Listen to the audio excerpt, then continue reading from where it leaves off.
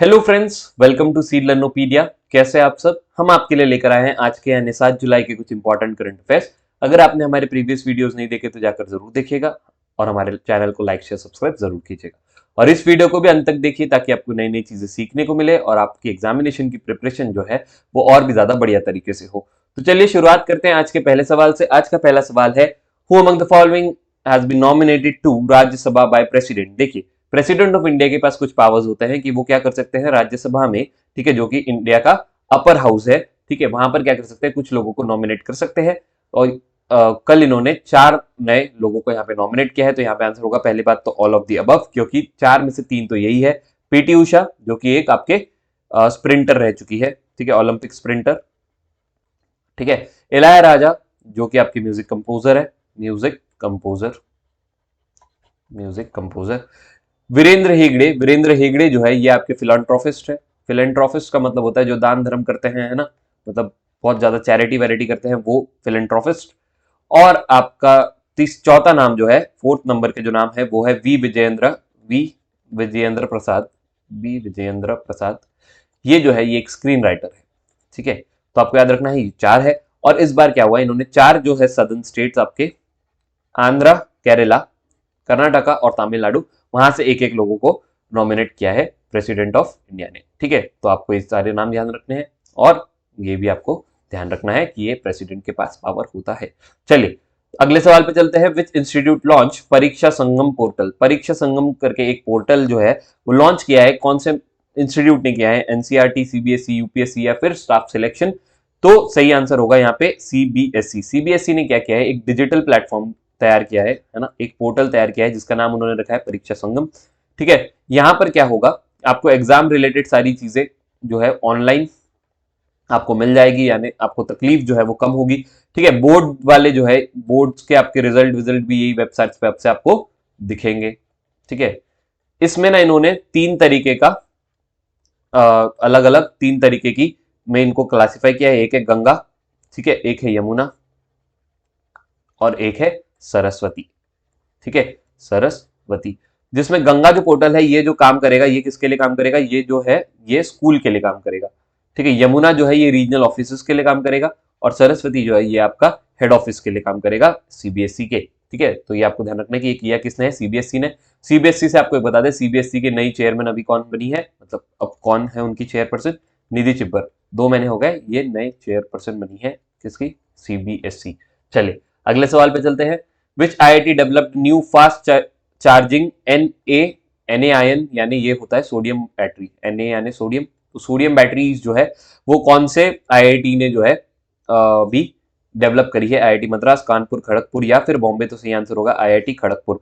देखिए, department of science and technology जो कि गवर्नमेंट ऑफ इंडिया के अंडर में आता है, इन्होंने क्या किया था, फंड किया था आईआईटी खड़गपुर के कुछ रिसर्चर्स को कि आप रिसर्च कीजिए सोडियम बैटरीज पर जो कि हम इंडस्ट्रियल यूज में ले आ पाए। क्योंकि क्या होता है, सोडियम बैटरी जो होती है वो लिथियम बैटरी से, अभी जो आपके सारे प्रोडक्ट्स बनते हैं उसमें लिथियम आयन बैटरीज चलती है। तो सोडियम बैटरी जो है वो एनवायरमेंटल के पर्सपेक्टिव से भी बहुत ज्यादा अच्छी होती है और प्राइस जो है उसके लिए भी बहुत इफेक्टिव होती है। मतलब सोडियम जो है वो लिथियम के मुकाबले, ठीक है, वैसे तो वो भी महंगी होती है पर लिथियम के मुकाबले तो हमें सस्ती पड़ेगी। इसीलिए आईआईटी खड़गपुर के कुछ लोगों ने क्या किया है, ये डेवलप किया है। तो आपको याद रखना है कि आईआईटी खड़गपुर के लोगों ने ये डेवलप किया है। चलिए अगले सवाल पे चलते हैं। विच railway open longest sky walk. Sky walk सबसे बड़ा जो है ये कौन से रेलवेज ने चालू किया है? तो सही आंसर होगा यहाँ पे वेस्टर्न रेलवेज, ठीक है। एक चीज आपको पता होनी चाहिए कि मुंबई में खार रेलवे स्टेशन से लेके बांद्रा टर्मिनल्स तक की ये है, बांद्रा टर्मिनल्स, ठीक है। एक चीज आपको पता होनी चाहिए कि इसकी जो लंबाई है वो है 314 मीटर और इसकी जो चौड़ाई है वाइड, इट इज 4.4 मीटर, ठीक है। और इसको बनाने के लिए टोटल कितना पैसा लगा है? 14 करोड़ रुपीस। चलिए अगले सवाल पे चलते हैं। Rahul Narwekar has been elected as a speaker of which of the following legislative assembly. देखिए अभी फिलहाल आपको जो भी चीजें इलेक्टेड वगैरह दिख रही है वो ज्यादातर महाराष्ट्र का ही हो रहा है। अभी महाराष्ट्र के नए सीएम बने हैं, कौन? एकनाथ शिंदे। अभी महाराष्ट्र में नए डेप्यूटी सीएम बने हैं, कौन? देवेंद्र फडणवीस। वैसे ही महाराष्ट्र की लेजिस्लेटिव असेंबली जो है जहां पर उसके सारे कोई काम होने वाले हैं, उसके जो स्पीकर है वो बने हैं राहुल नार्वेकर। और ये जो है बहुत इंपॉर्टेंट इसलिए है क्योंकि इंडिया के यंगेस्ट स्पीकर बने हैं, इंडिया के यंगेस्ट स्पीकर, आज तक राहुल नार्वेकर से जो है सारे लोग बड़े ही थे, सबसे यंगेस्ट कौन बने हैं, राहुल नार्वेकर बने हैं, जिनकी उम्र अभी सिर्फ 45 साल है और ये मुंबई के कोलाबा एरिया से क्या है, एमएलए है और फर्स्ट टाइम ही ये लेजिस्लेटर में आए हैं, ठीक है। और ये क्या बने हैं, सीधा सीधा स्पीकर बन चुके हैं, ठीक है। ये बीजेपी से है और एक चीज आपको पता होनी चाहिए कि ये जो है वो लॉयर है, तो इंडिया के यंगेस्ट है तो बहुत इंपॉर्टेंट नाम हो जाता है, राहुल नार्वेकर नाम याद रखेंगे आप। चलिए अगले सवाल पे चलते हैं। What is national consumer helpline in India? National consumer helpline India में क्या है, तो सही आंसर होगा 1915। देखिए हुआ क्या, रिसेंटली गवर्नमेंट ने कहा है, ठीक है, उनके एक रूल्स आए हैं कि हम लोग क्या कर सकते हैं, रेस्टोरेंट में हम लोगों को, रेस्टोरेंट में क्या है, रेस्टोरेंट हो या फिर फूड प्लेसेस, कोई भी आपके फूड प्लेसेस हो, वहां पर क्या होगा कि जो अगर आपको बिल में सर्विस चार्जेस अलॉट करके देंगे, वो मतलब ऐड करके देंगे सर्विस चार्जेस, तो आप क्या कर सकते हैं, आप मना कर सकते हैं कि नहीं भाई हमको ये पे नहीं करना। आपके पास क्या क्या राइट होता है, आप एक तो उनको सीधा सीधा होटल वालों को ही बोल सकते हैं कि सर ये चेंज करके दीजिए, हमको ये सर्विस चार्जेस नहीं चाहिए। दूसरा, अगर वो नहीं माने तो आप क्या कर सकते हैं, 1915 पे कॉल करके कंप्लेन रजिस्टर कर सकते हैं, ठीक है। जागो ग्राहक जागो। चलिए, तो सर्विस चार्जेस नहीं देना है, ठीक है, ध्यान रखिए। अगले सवाल पे चलते हैं। Who is winner of British grand prix 2022? 2022 में ब्रिटिश ग्रैंड प्रिक्स कौन जीता है, ये इंपॉर्टेंट है। देखिए बहुत सारे ग्रैंड प्रिक्स होते हैं पर ये इंपॉर्टेंट इसलिए है क्योंकि ये फर्स्ट टाइम जीता है और इस बार लुइस हैमिल्टन नहीं जीता है, सेबेस्टियन वेटल नहीं जीता है, सर्जियो पेरेज भी नहीं जीता है, कार्लोस सेंस जीता है, ठीक है। देखिए क्या है कि इन लोगों के नाम हम लोग सुने होते हैं, ये लोग बहुत सारे ग्रैंड प्रिक्स इस साल भी जीते हुए हैं, ठीक है। तो कार्लोस सेंस जो है इन्होंने फर्स्ट टाइम अपना कोई ग्रैंड प्रिक्स जीता है, ठीक है, और ये फरारी चलाते हैं, ठीक है। और सेकंड नंबर पर इसी रेस में सर्जियो पेरेज आए और थर्ड नंबर पर आए लुइस हैमिल्टन। देखिए भाई कोई कल का आया लड़का, लुइस हैमिल्टन थर्ड पर आ रहा है और कार्लोस साइंस जो है फर्स्ट पर आ रहा है, मतलब बदल रहा है, चीजें यहां पर बदल रही है, ठीक है। तो अगर अब आप जो है लुइस हैमिल्टन को शांति से टिक नहीं लगा देंगे, आपको पता होना चाहिए सही चीजें यहां पर। चलिए अगले सवाल पे चलते हैं। नीलाचल इस्पात निगम लिमिटेड NINL, ये जो है ये गवर्नमेंट ओन कंपनी है, इसको हैंड ओवर कर दिया है कौन से ग्रुप को, ठीक है। देखिए ध्यान रखिए आपको, ये जो है आपका प्राइवेटाइजेशन हो रहा है। प्राइवेटाइजेशन में क्या हो रहा है कि जो आपकी गवर्नमेंट ओन कंपनीज है उसको क्या कर दिया जा रहा है, बेच दिया जा रहा है, किसको, प्राइवेट कंपनीज को। तो अभी रिसेंटली आपको याद होगा कि एयर इंडिया जो है ये भी गवर्नमेंट बेस्ड कंपनी है, जिसको क्या किया था, टाटा ग्रुप को बेच दिया था। वैसे ही क्या हुआ है, नीलाचल इस्पात निगम लिमिटेड NINL को भी किसने खरीदा है, टाटा ग्रुप ने ही खरीदा है। टाटा ग्रुप का एक अलग से वो है ब्रांच जिसको कहते हैं टाटा स्टील लॉन्ग प्रोडक्ट। तो इनने क्या किया है, बाय किया है किसको, NINL को, ठीक है। तो दोनों टाटा को गए, ये आप ध्यान रखेंगे। चलिए अगले सवाल पे चलते हैं। With which sport Alfiya Pathan is associated? Alfiya Pathan कौन से स्पोर्ट्स एसोसिएटेड है, तो यहां पर सही आंसर होगा बॉक्सिंग। देखिए बॉक्सिंग से वो एसोसिएटेड है। दो चार चीजें आपको मैं यहां पर बता देता हूं जो कि बहुत इंपॉर्टेंट है। एक है एलोर्डा कप, एलोर्डा कप, ये जो है ये कजाकिस्तान में हो रहा है, कजाकिस्तान के कैपिटल नूर सुल्तान में, ठीक है।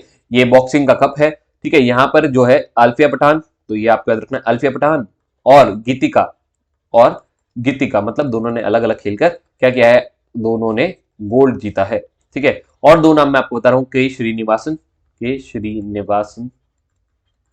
श्रीनिवासन और साथ में जमुना बोरो, इन दोनों ने क्या जीता है, सिल्वर मेडल जीता है। तो आपको पता होना चाहिए गोल्ड किसने जीता है, अल्फिया पठान और गीतिका ने, इंपॉर्टेंट हो जाते हैं। पर सिल्वर को भी कम नहीं आंकना है, सिल्वर को भी याद रखना है, के श्रीनिवासन और जमुना बोरो, ठीक है। चलिए कुछ फैक्ट्स देख लेते हैं जैसे कि हम हमेशा देखते हैं, ठीक है। पहला कि दिल्ली की जो आपकी पार्लियामेंट है उन्होंने क्या किया है, सॉरी दिल्ली की पार्लियामेंट नहीं, दिल्ली की लेजिस्लेटिव असेंबली जो है उन्होंने क्या किया है, एक बिल पास किया है जहां पर इन्होंने क्या किया है, 66% जो है मेंबर्स की सैलरी में हाइक बोला है कि हम लोग क्या करेंगे, सैलरी में हाइक कर देंगे। तो आपको सीधा सीधा पूछेगा कि कौन सा ऐसा स्टेट है जो सैलरी में हाइक कर रहा है 66%, तो आपका आंसर होगा दिल्ली, ठीक है। चलिए नेक्स्ट, एक 100 करोड़ का मैंगो का मेगा क्लस्टर ये कहां पर बन रहा है, ठीक है। तो ये जो है ये बनेगा लखनऊ में, तो याद रखना है कहां बन रहा है भाई, लखनऊ में बन रहा है, ठीक है। चलिए एक और चीज है आपको पता होना चाहिए, कोवर स्कैन, ये एक कोविड-19 वैक्सीन है, ठीक है, या फिर कोविड-19 टेस्ट है जिससे आपके, सॉरी वैक्सीन नहीं है टेस्ट है, ठीक है। ये USA बेस्ड है और इससे ना इन्होंने दावा किया है कि हम लोग क्या करते हैं, हर जो भी वेरिएंट है कोविड कोविड का वो हम पकड़ लेते हैं। ठीक है, तो देखिए ये। उसके बाद एक चीज आपको पता होना चाहिए कि under 15 Asia Asia wrestling championship, ठीक है, इसमें इंडिया का रैंक क्या है, तो इसमें इंडिया का रैंक आया है थर्ड, मतलब थर्ड पे रहे इंडिया। तो आपको फर्स्ट और सेकंड बहुत इंपॉर्टेंट हो जाते हैं, पूछता है ईरान और कजाकिस्तान। कजाकिस्तान आज 2 बार आ गए हैं। ठीक है, चलिए नेक्स्ट। इंडियन बैंक ने क्या किया है, हरियाणा के साथ टाइप किया है। किस चीज के लिए हरियाणा के साथ टाइप किया है कि जो भी ई यूपीआई से पेमेंट करेंगे उनको क्या करेगा, मतलब जो भी आपके यूपीआई से पेमेंट होंगे उन पे क्या करेगा, उनको एक कॉपन कोड मिलेगा। ठीक है, और जिस वजह से आप क्या कर सकते हैं, इसको जाके रिडीम करवा सकते हैं और धीरे धीरे जाकर आप क्या एक मोबाइल फोन भी खरीद सकते हैं लालच देकर। मतलब सीधी सीधी बात है, ई यूपीआई को क्या करना है, बढ़ावा देना है, तो लोगों को लालच दे रहे हैं कि हम आपको क्या करेंगे, मोबाइल गिरवी देंगे, मतलब मोबाइल जो है आप इससे खरीद सकते हैं। ठीक है, चलिए, तो थैंक यू सो मच। कल मिलते हैं कुछ इंपॉर्टेंट करंट अफेयर्स के साथ। तब तक आप हमारे चैनल को लाइक से सब्सक्राइब कीजिए और हमें कमेंट करके बताइए कि कैसा लग रहा है हमको आपको हमारी series. Thank you so much.